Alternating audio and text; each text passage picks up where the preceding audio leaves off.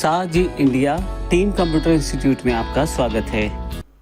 Title bar के बिल्कुल नीचे हमारे पास पेंट को प्रयोग करने के लिए टैब्स दी गई हैं। यहाँ पूरा का पूरा मेन्यू जो है वो टैब्स में बटा हुआ है। जैसे फाइल टैब पे क्लिक करते ही आपके पास नीचे की तरफ एक ड्रॉप डाउन मेन्यू खुल जाता है। यदि दोबारा मैं फाइल पे क्लिक करूँ तो ये मेन्यू फिर से बंद हो जाता है।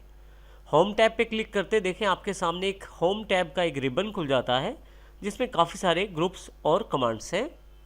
इसी तरह से यदि मैं व्यू पे क्लिक करता हूं तो फिर से एक रिबन नीचे की तरफ व्यू टैब के लिए खुल जाता है। यहाँ पे यदि मैं होम टैब पे वापस आऊँ तो पेंट्स की कमांड्स को ग्रुप्स में अरेंज किया गया है।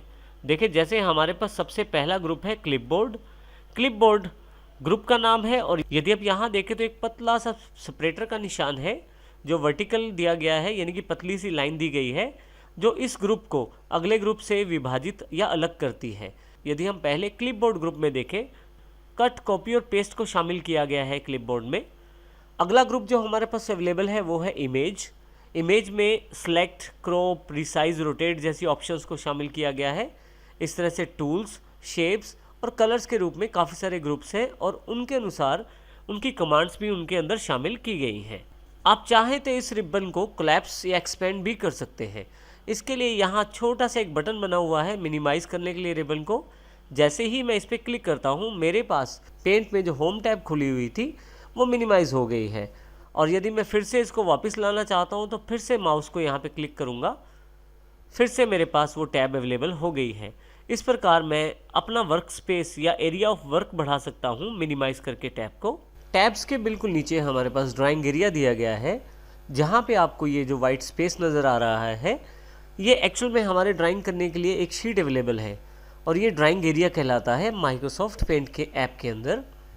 इस ड्राइंग एरिया को मैं आसानी से बड़ा या छोटा कर सकता हूँ अपनी आवश्यकता अनुसार। इसके लिए आप देखें यहाँ डॉट्स दिए गए हैं, एक ये डॉट है, उसके पश्चात ये डॉट है, यहाँ पे भी। जिस तरफ मैं इसे बड़ा करना चाहता हूँ या छोटा करना चाहता हूँ उस तरफ खींचूँगा इसे मैं।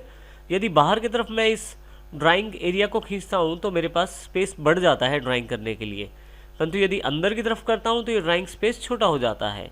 इस प्रकार मैं अपने ड्राइंग स्पेस को बड़ा या छोटा भी कर सकता हूँ। नीचे की तरफ मेरे पास एक स्टेटस बार अवेलेबल है। स्टेटस बार आपको समय समय पर बहुत सारी जानकारियाँ देती है आपके टूल्स के अनुसार, लोकेशन ऑफ माउस और इसके अतिरिक्त भी बहुत सारी जानकारी आपको यहाँ पे मिलती है। स्टेटस बार में सबसे राइट हैंड साइड पे जूम का बटन है। यदि आप इस जूम के स्लाइडर को लेफ्ट साइड की तरफ खींचते हैं तो देखिए जूम लेवल छोटा होता जा रहा है और यदि मैं इसे राइट हैंड साइड की तरफ खींचता हूँ तो जूम लेवल बड़ा हो जाता है। स्लाइडर को पकड़ के भी मैं लेफ़्ट या राइट मूव कर सकता हूँ और मैं चाहूँ तो माइनस बटन पर क्लिक करके या प्लस बटन पर क्लिक करके भी जूम साइज़ को बड़ा या छोटा कर सकता हूँ। यदि आपका ड्राइंग स्पेस स्क्रीन से बड़ा हो जाता है, जैसे कि यहाँ पे मैं एग्जांपल ले लेता हूँ, तो आपके पास स्वयं ही यहाँ पे दो स्क्रॉल बार अवेलेबल हो जाती हैं। यहाँ देखिए राइट हैंड साइड की तरफ वर्टिकल स्क्रॉल बार अवेलेबल हो गई है। इस स्क्रॉल बार को मैं ऊपर या नीचे करके अपने ड्राइंग स्पेस पे जा सकता हूँ। इसी तरह से आपके पास हॉरिजॉन्टल स्क्रॉल बार भी अवेलेबल है।